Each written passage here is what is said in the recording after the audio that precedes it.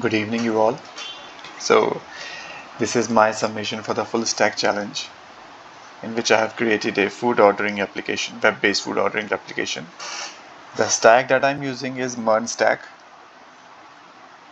including some packages, obviously, for such as JSON Web Token for cookies. In cookies, I'm storing email and roles so I can easily perform the required constraints, such as access management. So, without any further ado, let's just start our demo. So let me tell you how we're going to go through this. So in the assignment we have three main roles. So for the admin, manager, and member. So that's how we're going to go through it. First we're going to go through the admin flow. So the first person is Nick Fury. Obviously he's the admin, and so let's just log in with his ID, Nick Fury. Example.com, and let me just type in the buzzword. So here you can see on the top, we are on the dashboard page, and on the right in the bracket we can see the role of the person who is currently logged in. So we are currently logged in as admin. On the left we can see the number of restaurants which are available. So these restaurants on the left side are location based. So like we have mentioned, like you have mentioned in the third clause, the bonus objective, we can implement something that is location based filter. So that's what I have done. Is since Nuke Fury is from America, all the restaurants available on this left side are the American restaurants. So these are the things which are available. So suppose I add quinoa salad and tomato soup. So let me tell you how the backend is working right here. So whenever I add something, whenever I click on this add button, there is a card created.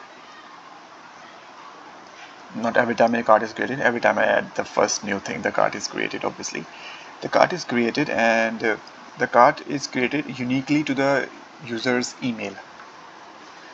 So right now for Nick Fury email, he has quinoa salad and tomato soup under the Green Delight restaurant, I guess.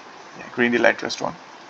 So now the cart is, you can consider the cart as a checkout, because when we select something here, it automatically is available in the checkout, so we can check out.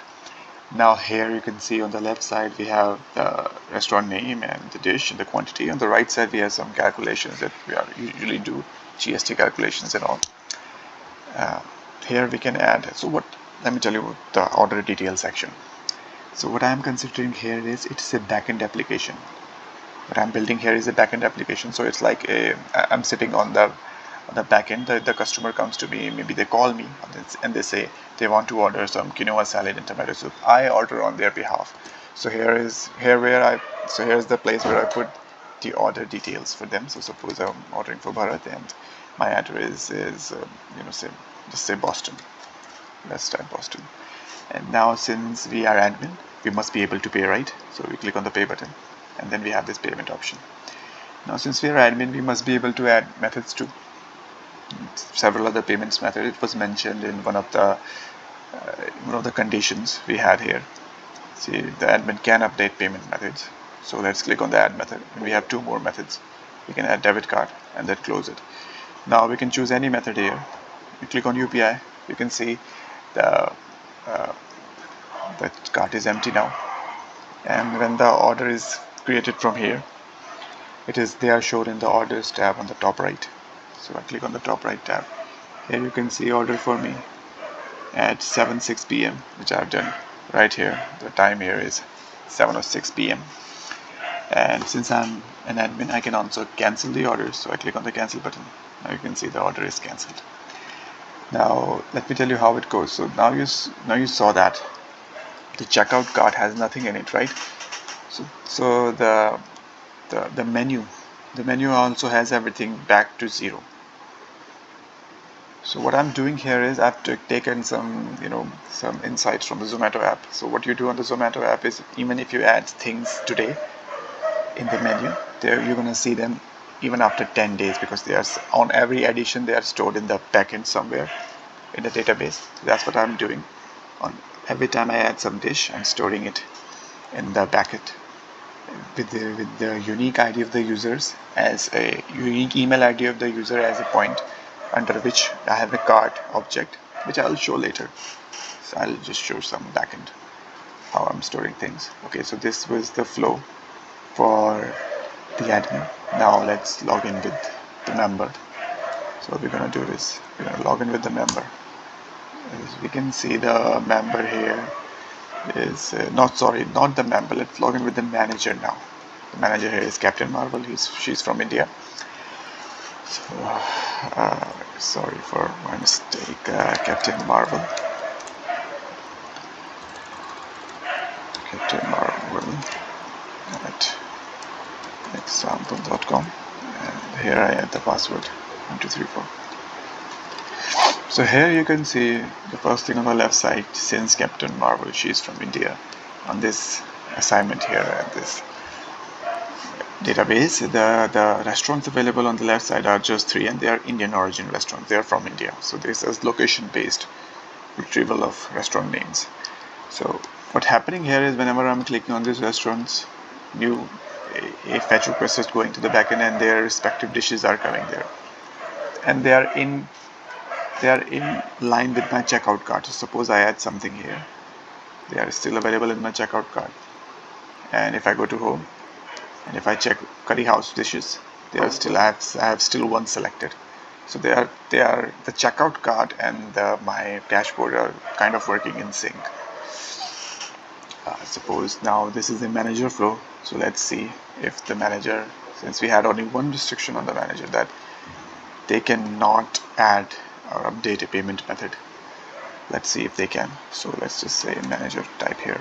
It's from manager for manager. Let's just say they are from MIT or any location they want. They can pay, obviously. So we'll click on the pay button and we'll see if they can click on the add method. You can see even after clicking on it, you cannot click on the add method button.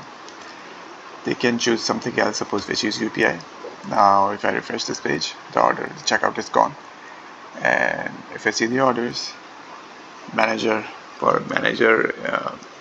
email, we have this payment UPI done at 7:09, which is close to 7:10, so it's the most recent one. And we can cancel here because manager can cancel some orders, so obviously we can cancel here. Now since we have seen the manager flow, now let's go and see the member flow, which is another. In the member flow, I've created another interesting thing. Let's find someone who is a member.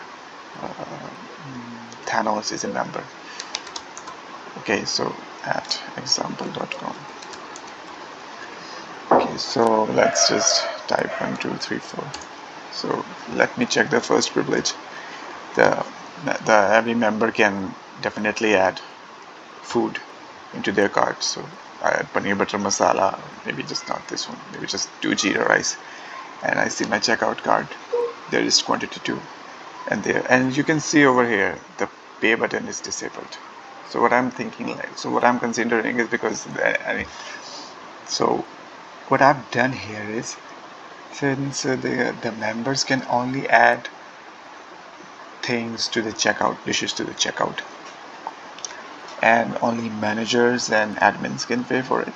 So what I've added an option is add to the queue. Suppose a customer comes up to you and they want you to add these things, and although you can add them to the cart, you cannot directly approve them or pay for them. Only your manager and admin can do it. So you can just add them to the add queue option. So let me just say, suppose there is customer and he lives in, just say San Diego. So I add it to the queue, and you can see there's nothing in the checkout anymore. On behalf of the customer, as a member, I have added something to the queue. Now here comes the queue. Here is on the top right, I have a queue. Here you can see here ordered by Thanos, who is a member, name customer, address San Diego. I have added this, and I cannot pay for it because that should be the case. If I added something to the queue, because I cannot pay for it in the checkout, I can also not pay for it in the queue. So this is the job of you can say the managers and the admins. Now let's see another constraint was the members cannot cancel the orders. So here we have, and here you can see the cancel button is not there. So they cannot cancel the order. Members cannot cancel the order. The color coding is here is a bit off, but yeah, if you'll zoom out, you'll see it is there. The button is there, but it is not clickable. Now let me click on the checkout. Nothing in the checkout, nothing in the queue. There was another restriction that the members cannot add payment methods. So since I have my payment method is inside the pay button, so if you cannot click on it, you update payment method modal is inside the pay button, so the payment component. So if you cannot click on the payment component, you cannot update anything, so that automatically puts members out of that constraint. So yeah, that's how we do it. Now let's just check my functionality that I've added. So suppose wait a second, suppose this is the queue of the person. He has added the for Santiago customer, he has added Jira Rice. Now, since members cannot pay for them, managers and admins can. So what I'll do is I'll log in as a manager. So let me log in, let me find a manager. The manager, let me see, Captain Marvel. Let me log in by Captain Marvel at example.com, and the password is 1234. I log into it. You can see the post manager here. Without any thing, let's just go to the pay button. Now here you can see our order San Diego by the customer, by Thanos for customer, and the address is like that, and now we can pay for it. We click on the pay button, we have a total, we will just pay for it. QPI, as you can see, it should not be there anymore. It's not there anymore. The Jira Rice order for Thanos for the customer is not there anymore. Previous orders are there. So that is how the queue works. That's how I have implemented the queue. It was not available in the assignment, but that's how I thought of like how I can make sure the role of members is still something useful in this place, because in the assignment they were just being able to, all they can do is they can add, they view restaurants and they can add items. That's it. They should be able to, at least they should be able to create a cart, a set amount of cart for the managers and the admins to complete. So that's what I've done. So yeah, so this was my demo of the product, of the assignment. I hope you like it. Now I can show you the database schema on how I'm storing these things, because front end and all would be a bit too much.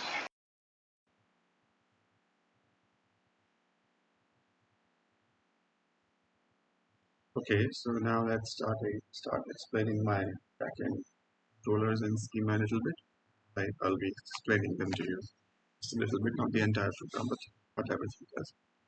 So this is let me start with my model first, all the database schemas. This is the checkout part, checkout schema, and in this schema you basically have your checkout.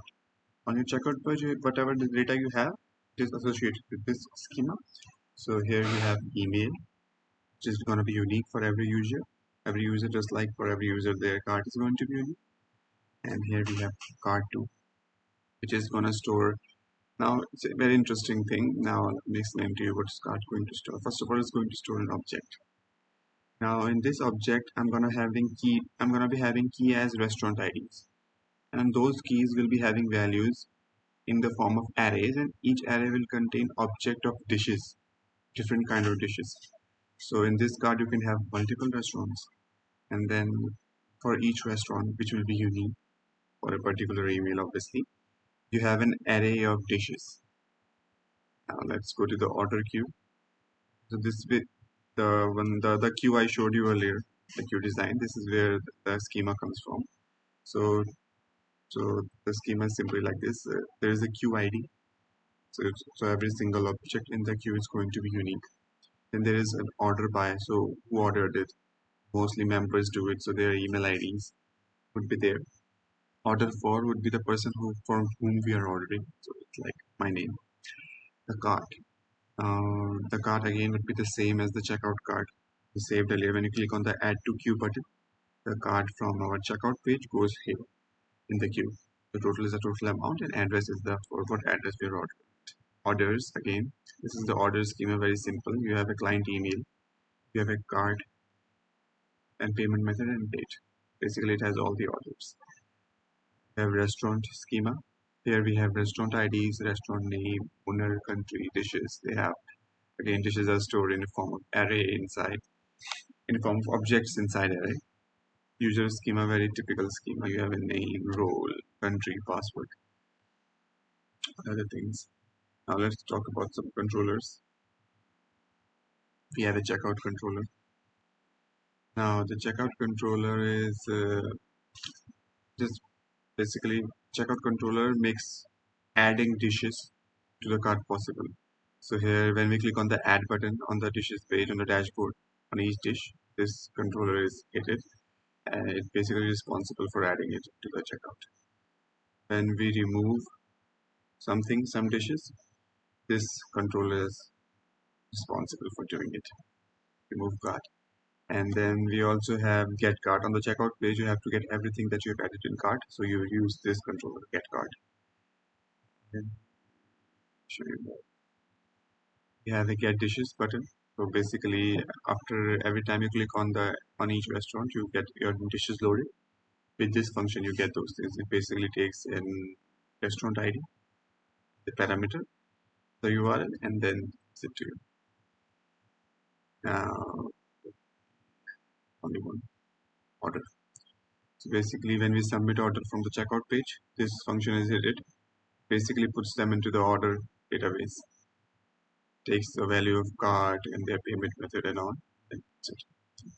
We have another function which adds order from the checkout queue. So then the member adds an order to the queue, checkout queue, and from there on, their managers and admins can pay for them. So when they hit on the pay button from the queue, this function is hit because now the data is going from the queue to the orders. On this one, the data is going from the checkout page to the orders. That's why we have two different ones. We have another one to get orders, basically to get all the orders on the orders page. This is one is to cancel orders. We have a queue function. Uh, Here we have add to checkout queue. Basically, it's the function through which we can add our current checkout to the queue. Basically, when we click on the add to queue button, this one is hit. And get checkout queue when we open the queue page, this function is run. This controller is run and fetches all the data from this restaurant. It gets us all the restaurants that we have available right now.